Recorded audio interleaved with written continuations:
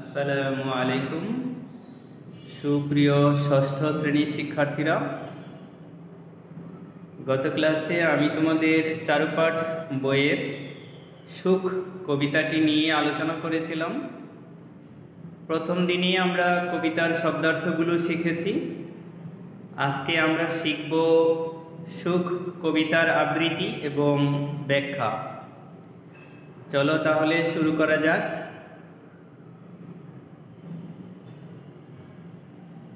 সুখ, কবি কামিনী রায়। নাইকিরে সুখ, নাইকিরে সুখ, এ ধরা কি শুধু বিষাদময়? যতনে জ্বলিয়া কাঁদিয়া মরিতে কেবলই কি নরজনম লয়? বল ছিন্নবিনে, বল উচ্চ স্বরে, না না না, মানবের তরে আছে উচ্চ লক্ষ্য। সুখ উচ্চতর না সৃজিলা বিদিত কাদাতে নরে। কার্যক্ষেত্র ওই প্রশস্ত করিয়া সমরঙ্গন সংসার এই। যাও বীরবেশে কর গিয়া রণ, যে জিনিবে শুক্ল বিবেশেই। পরের কারণে স্বার্থ দিয়া বলিয়ে জীবন মন সকলই দাও। তার মতো সুখ কোথাও কি আছে? আপনার কথা ভুলিয়া যাও। পরের কারণে মরণেও সুখ, সুখ সুখ করি কেদনা আর। যতই কাঁদিবে, যতই ভাবিবে, ততই বাড়িবে হৃদয় ভার। আপনারে লয়ে বিব্রত রহিতে আসে নাই কেহ অবনি পরে। সকলের তরে সকলে আমরা, প্রত্যেকে মোরা পরের তরে। আমরা শুনলাম কবিতার আবৃত্তি, এখন শিখব ব্যাখ্যা।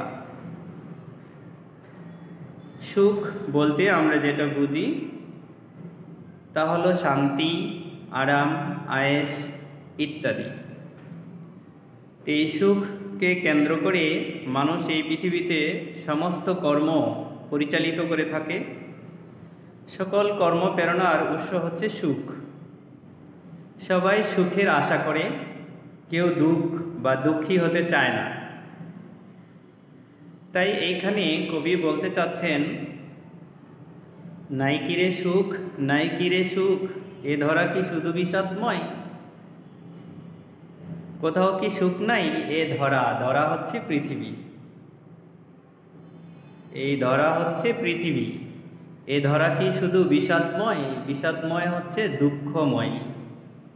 এই পৃথিবীটা সত্যি সত্যি কি বিষাদময়, দুঃখময়? তো এখানে পরবর্তীতে বলা হয়েছে,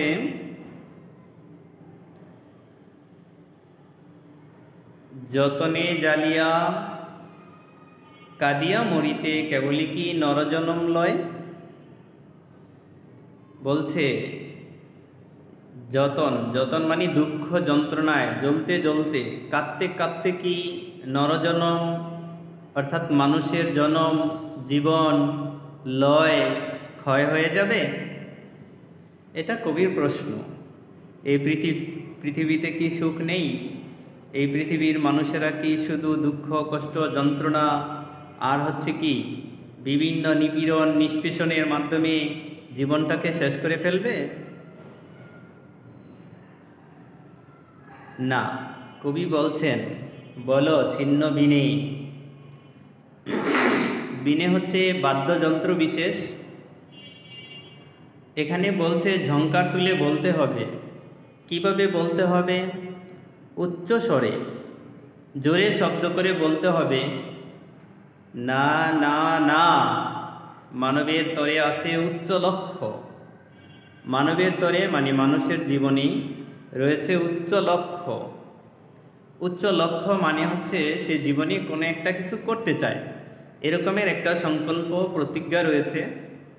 সুখ উচ্চতর না সৃজিলা বিধি কাদাতে নরে। সুখ তো উচ্চতর একটা বিষয়, আর সুখের জন্য সুখের জন্য আল্লাহ তাআলা বিধাতা মানে হচ্ছে প্রভু, না সৃজিলা বিধি, বিধি হচ্ছে প্রভু, কাদাতে নরে, নরে হচ্ছে মানুষকে, মানুষকে কাঁদানোর জন্য আল্লাহ তাআলা এই পৃথিবীতে প্রেরণ করেনি। তাহলে কি করতে হবে? তাহলে আমাদেরকে যা করতে হবে, কার্যক্ষেত্র ওই প্রশস্ত পুরিয়া সমরঙ্গন সংসার, এই কার্যক্ষেত্র মানে কাজ করার অনেক জায়গা রয়েছে। কর্মক্ষেত্র অনেক বড়, অনেক বিশাল, সেখানে সমরঙ্গন সংসার, সংসারটা হচ্ছে যুদ্ধক্ষেত্রের মতো। মানুষের জীবনে যে কর্মক্ষেত্র রয়েছে, সেই কর্মক্ষেত্রে যুদ্ধে যেরকম সংগ্রাম করে জয়লাভ করতে হয়, তেমনিভাবে কর্মক্ষেত্রে আমাদেরকে সংগ্রাম করে বিজয়ী হতে হবে। যদি এমন করতে পারি তাহলে আমাদের কি হবে? কবি বলতে চাচ্ছেন, যাও বীর বেশে, বীরের মতো বেশ ধারণ করে যাও, সাহস নিয়ে যাও, করো গিয়া রণ, রণ মানে যুদ্ধ করা, লড়াই করা।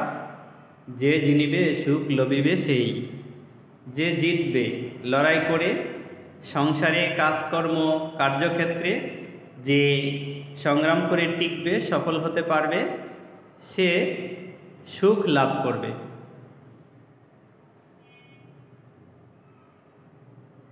পরবর্তী চরণে কি বলা হয়েছে? পরের কারণে স্বার্থ দিয়া বলি, এ জীবন মন সকলেই দাও। অন্যের উপকারে, পরের কারণে অন্যের উপকারে স্বার্থ, স্বার্থ হচ্ছে নিজের অধিকার, নিজের সুযোগ সুবিধা, সেটা অন্যের জন্য যদি আমরা বিলিয়ে দিতে পারি তাহলে কি হবে? তাহলে আমরা সুখ পাবো। কীরকম? তার মতো সুখ কোথাও কি আছে? আপনার কথা ভুলিয়া যাও। যারা মনীষী মহান ব্যক্তি, তারা কি করেছেন? নিজের কথা ভুলে গিয়েছেন, নিজের সুখের কথা ভাবেননি, দেশ ও জাতির কল্যাণে কাজ করেছেন। তেমনি সার্থক মানুষ যারা, যারা প্রকৃত সুখ বুঝতে পারেন, তারা নিজের জন্য তেমন কিছু করেন না, অন্যের মঙ্গলে কাজ করেন, দেশ ও জাতির সেবায় নিজেকে নিয়োজিত রাখেন। পরবর্তী চরণে কি রয়েছে? পরের কারণে মরণেও সুখ, অন্যের উপকার করতে যে নিজে মারা গেলেও সুখ। সুখ সুখ করি কেদনা আর, যতই কাঁদিবে যতই ভাবিবে ততই বাড়িবে হৃদয় ভার। বলেছেন, অন্য মানুষের উপকার করতে গিয়ে যদি মারাও যাও, সেটাও হবে সুখের মৃত্যু। এছাড়া সুখ সুখ করে কাঁদলে লাভ হবে না, যত বেশি কাঁদবে তত তোমার মনের দুঃখ আরও বাড়বে, আর ততই বাড়বে তোমার হৃদয়ের ভার। মনের কষ্ট দুঃখ যন্ত্রণা কমবে না, বরং বাড়বে। তাই সুখ সুখ বলে না কেঁদে আমরা কি করব? অন্যের উপকারে নিজেকে বিলিয়ে দেওয়ার চেষ্টা করব। আপনারে লয়ে বিব্রত রহিতে, আসে নাই কেহ অবনী পরে, সকলের তরে সকলে আমরা, প্রত্যেকে মোরা পরের তরে। এখানে কবি সর্বশেষ যেটা বলেছেন, আপনারে লয়ে বিব্রত রহিতে, আসে নাই কেহ অবনী পরে। অবনী হচ্ছে পৃথিবী। এখানে এই অবনী শব্দের অর্থ হচ্ছে পৃথিবী, বিব্রত হচ্ছে ব্যতিব্যস্ত, আপনারে মানে নিজেকে, নিজেকে নিয়ে ব্যস্ত থাকার জন্য কেউ এই পৃথিবীতে আসেনি। তবে আমরা কিসের জন্য এসেছি? সেটা হচ্ছে সকলের তরে সকলে আমরা, প্রত্যেকে মোরা পরের তরে। আমরা সবাই সবার উপকারে আসি, সবাই সবার জন্য কাজ করি, তাহলে আমাদের এই দেশ, আমাদের সমাজ, আমাদের জাতি উন্নত হবে। আমরা তখন সবাই মিলেমিশে একসাথে ঐক্যবদ্ধভাবে থাকতে পারব, তখনই আমাদের জীবন হবে সুখে শান্তিতে পরিপূর্ণ। এই হচ্ছে কবিতার ব্যাখ্যা। চলো আমরা দেখি এই কবিতা পাঠের উদ্দেশ্য কি। কবিতাটি আমরা কেন পাঠ করব? কবিতা পাঠের উদ্দেশ্য আত্মকেন্দ্রিকতা ও স্বার্থপরতা ত্যাগ করে মানব প্রেমে উদ্বুদ্ধ হওয়া। আত্মকেন্দ্রিকতা হচ্ছে নিজের জন্য সব কিছু ভোগ না করে অন্যের জন্য ছেড়ে দেওয়া। স্বার্থপরতা অন্যের সুযোগ সুবিধা নিজে ভোগ করা, এগুলো হচ্ছে স্বার্থপরতা।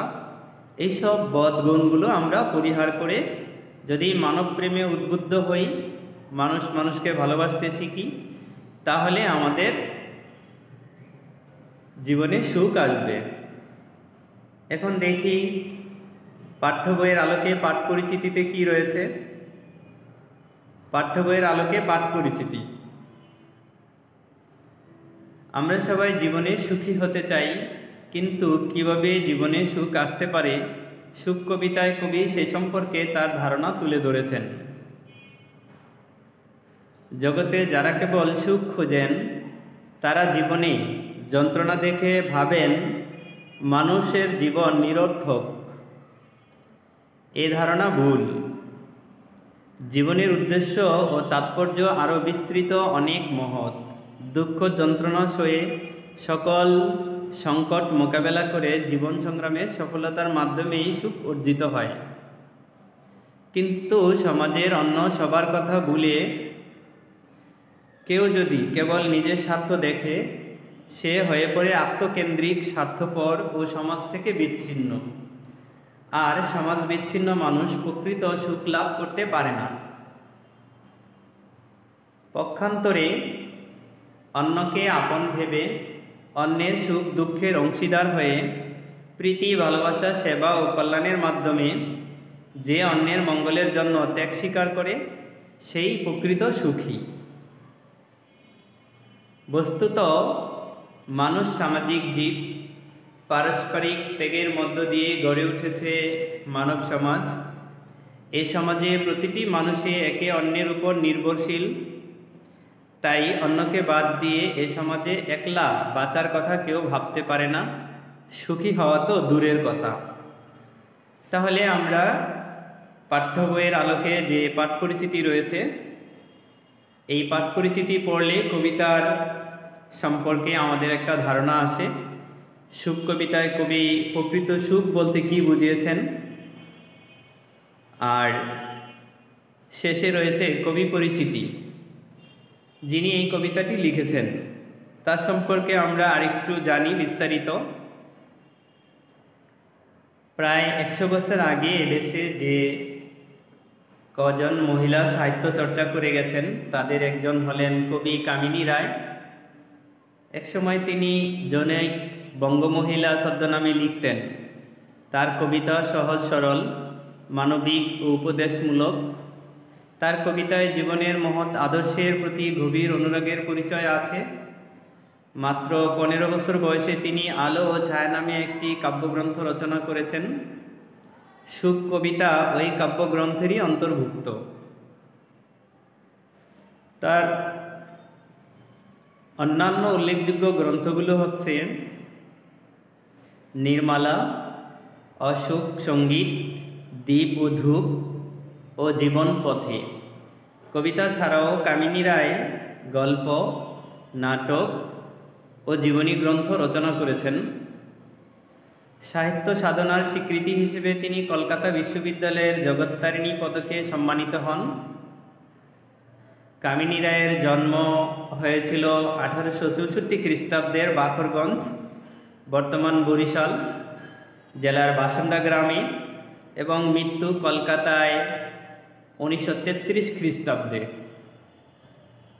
এ হলো সুখ কবিতা, কবিতার পাঠ পরিচিতি, কবিতার লেখক পরিচিতি এবং কবিতার ব্যাখ্যা আজকে শিখলাম। সবাই আরও ভালোভাবে কবিতাটি রিভিশন করবে এবং শিখবে, আরও গভীরভাবে মনোযোগ দিয়ে বুঝতে চেষ্টা করবে। আজ এখানে আমাদের ক্লাস শেষ করছি। সবাই ভালো থেকো। সবাইকে